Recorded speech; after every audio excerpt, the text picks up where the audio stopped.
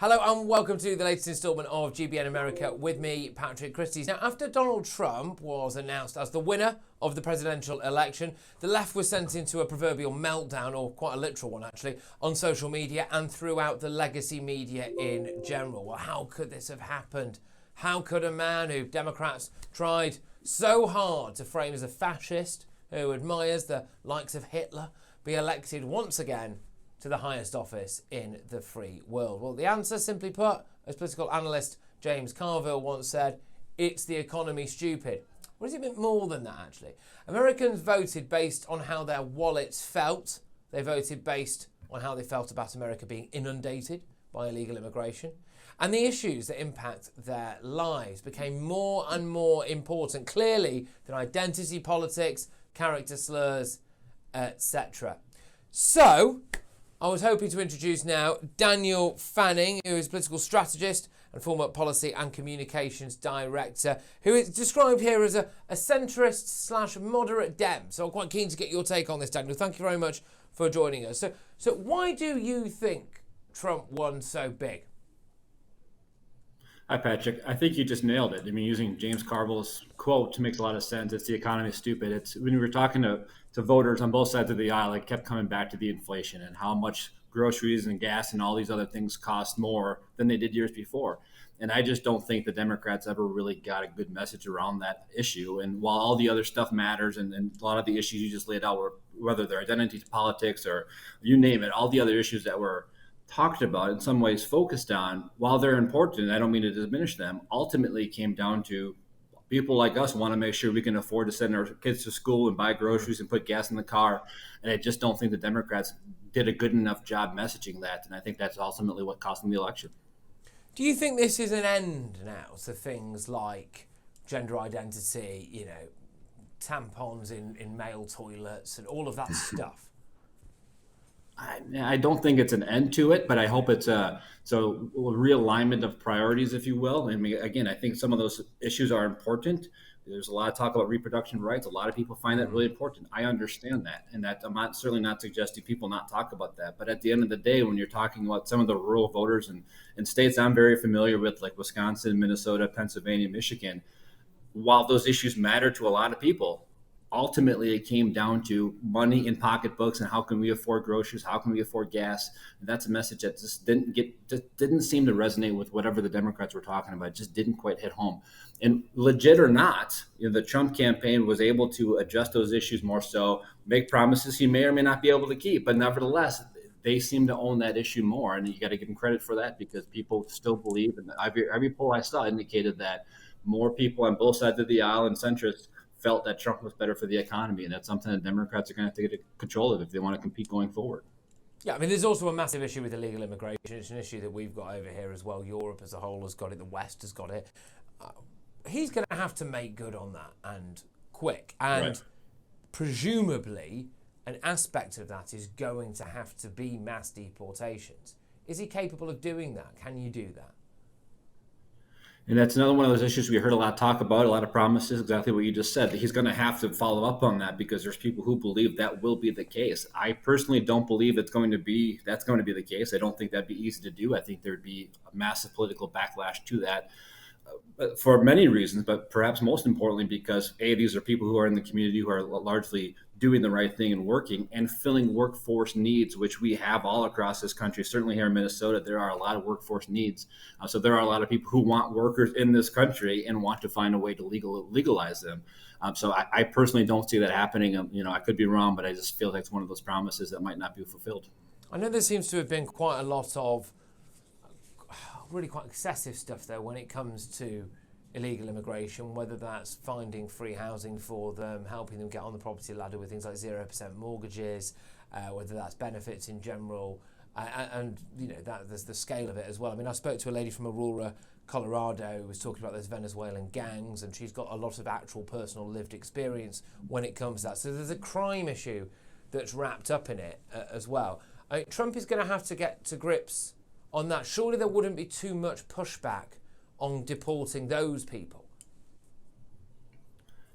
When you're talking about criminals, no, but I don't believe that makes up the majority of immigration. Certainly not here in the upper Midwest where I live. I mean, we have pockets of immigration that fulfill those workforce needs that are doing a lot of things right. So I do think to be pushback on them. We heard a lot of talk about, I'm sure the eating the dogs thing and all those things too. And there's a lot of conversations around that. Many of us haven't seen that ourselves, so I can't speak to that. But Has what the I line can tell blurred you a bit? is Can I just ask you, Daniel, genuinely, has the line blurred a bit between what is and is not an illegal immigrant? I think so. To be fair, yeah, I think there's not clarity around that. I think some of that might be on purpose by the campaigns to kind of blur that line to have a little bit of fear in there for sure. But ultimately, it's an issue that continues to come up. You're exactly right. It's an issue that people are concerned about. But there's also two sides to it where, I don't think mass deportations would be a good thing in general because generally there is acceptance and wanting to accept immigration. Most of us are immigrants in this country, or our forefathers were. So there is there's sentiment around that, but there's a process that people want to see go forward. So that's going to be an interesting thing to see how Trump handles. I think one of the other big things, anyway, from my perspective, was he was talking about realigning America's position in the world. You've got Ukraine, you've got the ongoing situation with Israel and Gaza and the Middle East as well. He did say, I'm paraphrasing a bit here, but he kind of said he could knock the Ukraine war on the head overnight, really. Is there an appetite for that amongst the American public? Because clearly people voted for that. I mean, if that means Ukraine having to lose some land to Russia, that's not ideal. I wouldn't like it. I wouldn't like it if someone just wanted to make me sign a deal here where we lost a bit of Yorkshire or we lost Liverpool. So I wouldn't feel comfortable with that. But if I also could not see an end in sight and people were dying every day and there was an infinite amount of money going on this, I would become more open to it, I think. And is that the kind of conversation that America's going to have now? Yeah, I don't think you're too far off there. I think, a year or two ago, there was a lot more sentiment around wanting to support Ukraine. I think that that's still the case. But exactly as you said, as this is drug on and more billions of dollars has been spent, I still think there's people who support that. I certainly do. That said, you want to know how that money's being used. You want to see some kind of progress. You want to know that there's some sort of an end game. So again, I'm biased. I've served in the military. I served in Iraq, and I remember hearing both in Iraq and Afghanistan, people wanted to know what the exit strategy was. What's the end game? I'm starting to feel that a little bit now with the Ukraine war. People do generally want to support Ukraine, of course. We don't want to see Russia advance. We don't want to see Russia be successful. We want to push back on Putin's aggressiveness.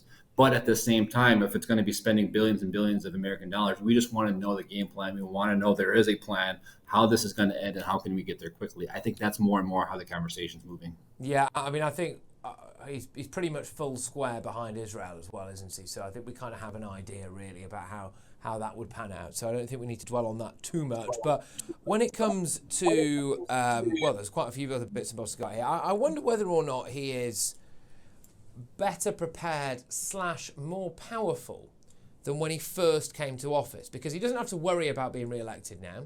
So he doesn't have to, waste the last year of his term doing anything other than what he wants, I suppose. He also has people like Elon Musk full square behind him. Musk is a powerful character when it comes to both industry and online. You also have Joe Rogan as well, which I know might seem not massively significant. But I think the cultural significance of Joe Rogan can't really be understated. So he's got those people on his side now. And when you look beyond that at his wider team as well, do you think he's in better shape than he was in 2016? I certainly think there's going to be an empowerment for sure. You're already hearing some of that just in the last 24 hours or so. And some of there's fear of that on the left, and there's also kind of empowerment on the right by saying exactly what you just said, which is that here's a man who's not going to be able to run for re-election, and he knows that, and he's talked about that during the campaign. There's certainly folks on the far left that are very, very nervous about that. There's folks on the right that see that as an opportunity to address some of these issues that we've been talking about for a very long time.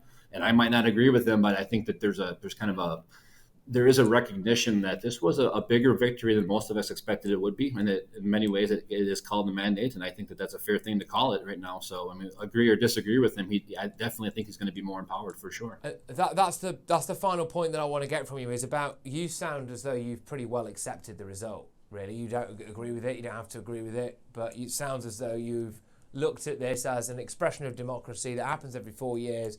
And this was the result this time. And I'm aware that, people criticise Trump for not necessarily doing that last time round, fine. But do you think that there are millions and millions and millions of people like you out there who do it, or are there large numbers of people on the Democrat side who are just not going to accept this? They're going to keep, frankly, being quite hysterical about the whole thing and trying to ruin everything. To be honest with you, for the most part, I've heard acceptance. I've heard acceptance of not only defeat, but more so acceptance that like there's things the Democrats could have and should have done better, and hopefully may do better going forward. So there's going to be exceptions to that, but I think by and large, partisan politics aside, you're going to see more of an acceptance now than you did 4 years ago from both sides, frankly. And I think particularly looking at what happened with January 6th. I mean, to the left's credit, more and more people are accepting that, and I've seen that more. So I really haven't seen too much none of that. I've seen a little bit, some social media posts and some people that aren't happy, of course. But for the most part, I've seen a good deal of acceptance and wanting to support the democratic process and those American values that you might not like the outcome, but the people have spoken. We're going to move on. Yeah, and I do wonder as well if that's been helped along by the fact that he's had one term, so that happened, and then in amongst all of that, and then afterwards as well, there was a lot of stuff thrown at him. There was a lot of legal cases. There was a lot of, right. It's kind of all out there. And then he stood for election, and then people voted for him. And so, that's right. I suppose maybe that's the thing of. But again, I can understand why people find that a bit mental. I can understand why people don't agree with that. But it's happened, hasn't it? And I think that's the certain rules we all have to live by, aren't there? But Daniel, look, thank you very much, mate. It's great to meet you. Really great to have your view on it. And for what has been an election campaign and the immediate aftermath of which, during which I have spoken to quite a few people on the extremes, it's been very pleasant to actually hear yourself and hear your take on it. So it's Daniel Fanning there. I wish you all the best. Until next time. My pleasure. Thank you. Okay, so we've had the kind of centrist take there. Now, I'm very keen to hear from a Republican. It's Erica Bruce, who is an oil field worker and works and lives in Ohio, formerly of a Michigan base. So great to have you on the show. Thank you so much. Can I just deal with first things first? So you voted for President Trump in a big way. What was the main thing for you? Was it anything to do with actually being an oil field worker? Are you going to see your life improve there directly as a result of Trump? I mean, yes, some of it was, but a big thing was, like the mass deportation, push to end wars, of course, the drilling, the tax relief, stuff like that.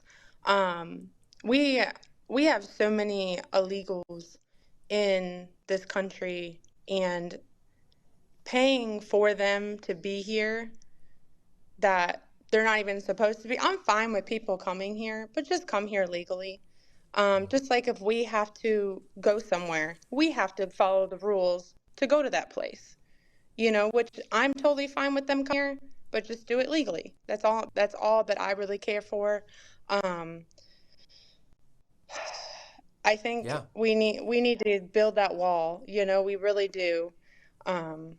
Just like Harris, the Biden and Harris administration, they sold that metal for that wall. They were never for that. They were never to make our country safe. They wanted to bring these people in. And that's what I personally feel that they wanted to do, was bring them in. And do you think, just on that, Erica, why do you think they wanted to bring them in? So what I think, I mean, I know other people have their own beliefs on it, whatever, which is totally fine. But I think they wanted to bring them in so they can vote. So they would be able to win their votes over each year, which isn't right. If you are a part of this country and you're illegally not supposed to be here, why should you be voting? And I know that's what they wanted to do. And that's what their plan was. But in class, they spoke. We did what we needed to do, and we got through it. And I'm so happy for that. So if President Trump started not necessarily rounding people up, that's probably a poor turn of phrase, but going into every single major town and city, finding people who were there illegally, and just putting them on aeroplanes back to where they were from, you would back that. Oh, 100%. 100. They need to go. I mean, I think that they need to just go back to where they came from. You know, that's where they came from. That is their home. Just like this is my home. You know, I'm supposed to be here, and this is not home. I pay to be here. I chose to be here. They did not pay to be here. We were paying for them to be here. You know, they were getting free housing, everything they wanted, and that's not where my tax dollars should be going to. That's not where my money should be going to. I'm fine with my money.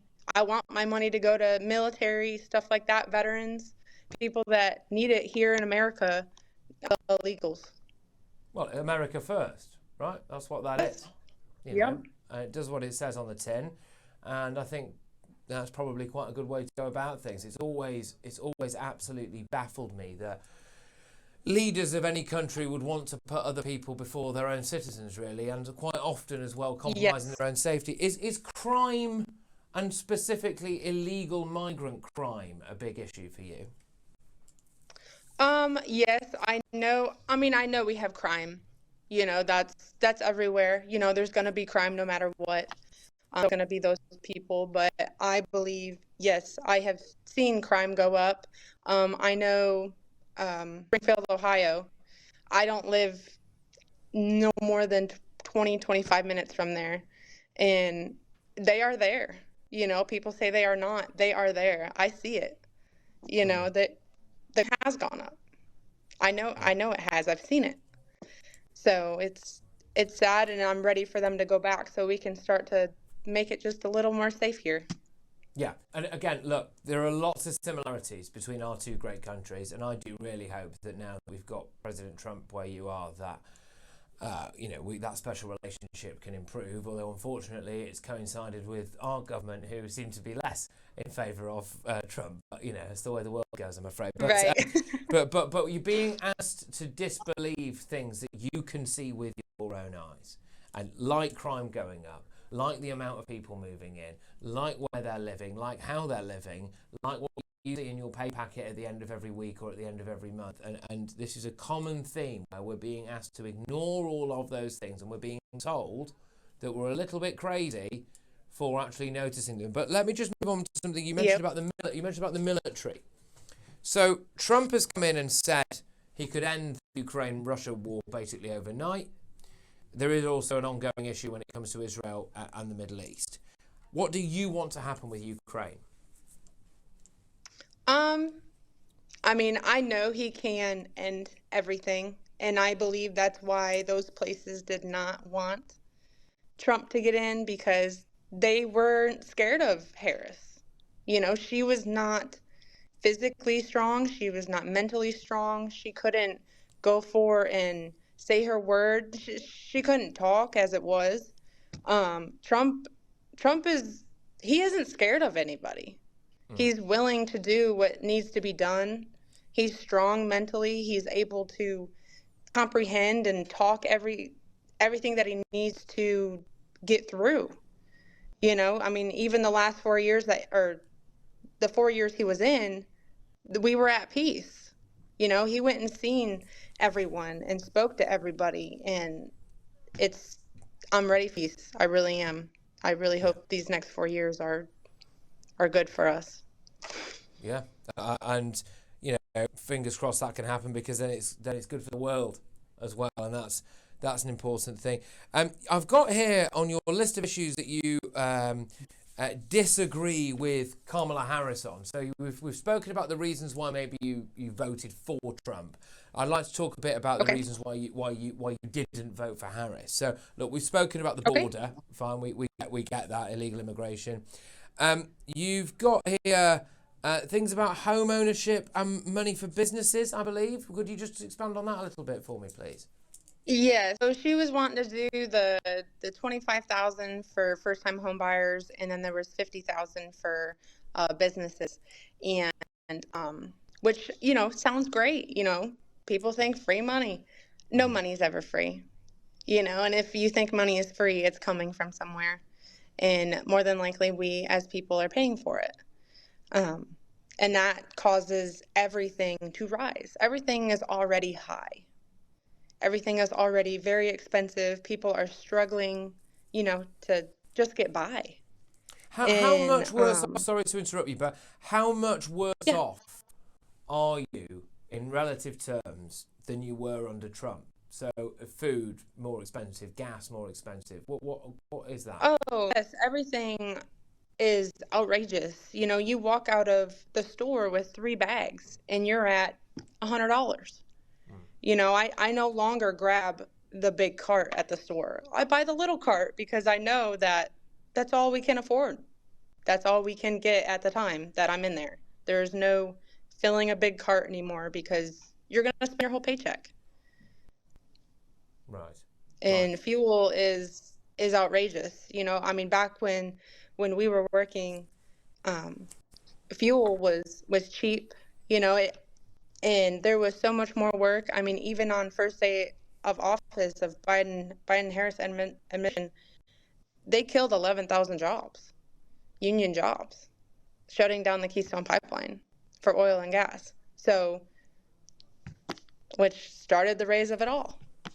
Yeah, well, it's and I take it that you are not particularly in favour of some of the social issues that the Democrats seem obsessed with, whether it's gender identity and things like that. What's your view on that? I am fine with people loving who they want to love. It's totally fine. Just like, I love my fiance. We're happy, just be happy. But I don't throw it in people's faces also. I don't believe in throwing it in your face, stuff like that. I'm fine with all that, but I don't like it to be thrown in my face. Yeah, that's where fair I'm enough. at with it. I mean, this is the thing as well, which is everything that you've just said to me here. I think, and I know that all of our viewers and listeners will think, is completely reasonable and not extreme, just normal, really. Have you been made to feel like an extremist with some of the rhetoric from the Democrats? I mean, do they view you a bit as being quite extreme, or you're made to feel as though your views are wrong or dangerous maybe at all? Oh yeah, I know I'm not wrong, but they want you to make you feel like you are wrong. If you don't think that way, or there's not, like the bathroom, everyone should be able to go in that bathroom. No, they should not. There's a men and a women's bathroom. Like that's how it's supposed to be. That's how it is. And I guess if you got a problem with it, I think you should just go somewhere else. I don't know, go home. Yeah, good. And just lastly with you, when it comes to things like Trump's court cases and all of the stuff that's been thrown at him about whether it's misogyny or actual alleged criminality, do you just not care about that? So,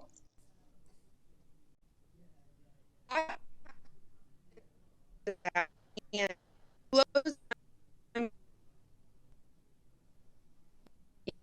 life. Loved Trump before he got into politics. Never even came about. There was never even court cases. There was nothing like that until 2020 and further. So I believe it was just a action. I understand if if there's proof of these things, if there is 100% proof, then there's proof. We're wrong. If I'm wrong, I'm wrong. I'll say it. But if there's no proof, then that's where I'm at. So I think it was a big political thing, them trying to get him out of the race. Well, your view is shared by a lot of people, and the fact is that all of this stuff has been out in the open, the allegations, for a very long time now, and you had a big election, and more people voted for him than Kamala Harris, and everyone has to accept that and move on. So, as a Democrat, how do you feel? It's been alarming. Maybe it's just because of my bubble, but most of the community that I operate in, I did not think that he was going to have a sweeping victory this way. But it's very clear that he's gained in not just Michigan, but all across the country. So it's definitely been alarming as Democrats, but here we are. What do you blame for that? Why do you think that happened? I definitely think that I think inflation and the prices of just everyday living, groceries, gas, I think that a lot of people, even though it's not, in my opinion, the Democrats' fault, but I think a lot of people just look at how difficult it is to spend money these days. I think a lot of people are blaming that on the incumbents, and they're looking for something new. I also think that there has been it's been a big problem that Joe Biden took too long to drop out of the race, and there wasn't a true primary for our next candidate. I did really like Kamala Harris, but there wasn't a true primary, and she was just kind of offered to us, this is your candidate, when normally that's not how we do it. Yeah, and there was not the same kind of turnout or the desired turnout amongst women or ethnic minorities that maybe Kamala Harris and the Democrats were hoping for. Why do you think that was? It's a fantastic question, and that's the $1 million question. Why are we not able to connect with that base? Is it the messaging that's targeting, are we targeting coastal elites too much? Are we targeting the college educated too much? Are we targeting the wrong communities? But you can even see, even after the atrocious Puerto Rico comments from, Trump's Madison Square Garden rally, let the Latin community voted well in favor of Trump instead of the Democrats, when his rhetoric has been over the years very anti-Latin community. So it's tough to see.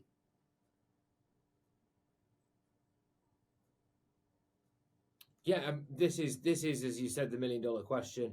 No one seems to have too much of an answer for it at the moment. When it comes to things like going forward, America standing on the world stage, big thing for Trump. I'm going to end the war in Ukraine with Russia. He's going to stand up, I think, full square behind Israel with what's going on in the Middle East. I'm aware that they are two very separate issues, but when it comes to Ukraine, how do you feel about that? I'm very concerned about our partners in Ukraine. I'm very, very worried. Trump's been very open that he is a supporter and a friend of Putin, and I don't think that that's good for. I don't think that's good for the free world in any capacity. I think that it's a tragedy what's happening in Ukraine, and I think that they've absolutely relied on our support, and I'm very concerned for our friends there. So do you think that Trump is a potential threat to the international order then? Because a lot of people that I speak to, I've just spoken to a lady, for example, who's, full Republican, right? And she doesn't seem to care too much about that. She cares. She's America first, right? But she's very open about that. Are you more focused on America on the world stage, do you think? I think it's both. I think I'm very concerned with the problems that we have here in America, but we're a world leader, and it's part of our responsibility to help our allies and support across the globe. And when you've got a dictator like Putin who is challenging our allies, I think that we need to be in their corner. And I don't believe that Trump will do that. Do you think that there's a case to be made for the idea that potentially some of the Democrat ideology went a bit too far? So whether it was, relentlessly calling Trump a Nazi again, or whether it's some of the gender ideology as well, that I think people see can go to quite an extreme level over there. Do you think that maybe if the Democrats hadn't have gone that far, that they might have appealed to more people? Yeah, no, I definitely think that you're correct in that the messaging isn't working. So whether it's calling him constantly a racist or calling him a Nazi or calling him a dictator, that's not resonating here in the United States. And I definitely think that there's a huge contingent of people who are extremely troubled by the rights for transgendered Americans and LGBTQ Americans. Although I very much am in support of that community, I think that still troubles a lot of America. So there's got to be a different way that we message how to support them and how to bring the people who are uncomfortable with their existence into the fold. And just to round it off with you, Tom, the level you seem to have disagreed with the result but accepted it, right? Yeah. This was a democratic process, and people voted, and here we are, right? Mm-hmm. Do you think that you are going to get this from millions of other people? You know, there's obviously been a huge pushback in the media. I think Jimmy Kimmel was crying last night. Do you think that you're going to end up seeing the media classes really railing against Trump? Because I would politely suggest that maybe that's not the best. Maybe people are a bit sick of that. Yeah, I don't think that you're going to have anyone from. I don't think you're going to have any, kind of in 2020, we had the big election fraud and everybody thought it was rigged and it was stolen. I don't think you'll see that this year. I think we all understand very much that this was the fair democratic process as it was in 2020. But I also don't see the media or even myself included, I don't see us coming over and supporting Trump. I think it's going to just be we're going to have to wait it out unless he changes his behavior. It's going to be very difficult to get behind and rally behind a person like Trump. And sorry, very finally, is there anyone now? What do the Democrats do now? I mean, Harris is gone, really. I could be wrong. I don't imagine Tim Walz is going to be anointed as the next figurehead, really. So who are you going to look for? So here in Michigan, we love our governor, Gretchen Whitmer. And I think that she is an incredible politician, an incredible candidate.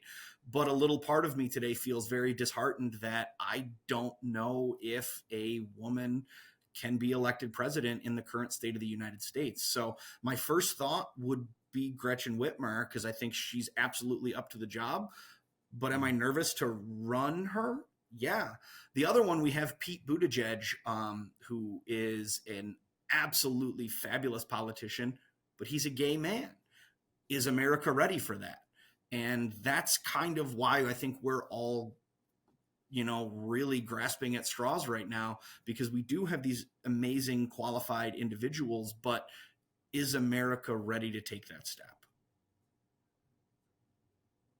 Yeah, interesting stuff. Look, thank you very much, Tom. Great to have you on the show. Really great to chat to you. I'm glad we managed to make it work in the end as well. So thank you very much. And I hope to check back in with you at some point very, very soon.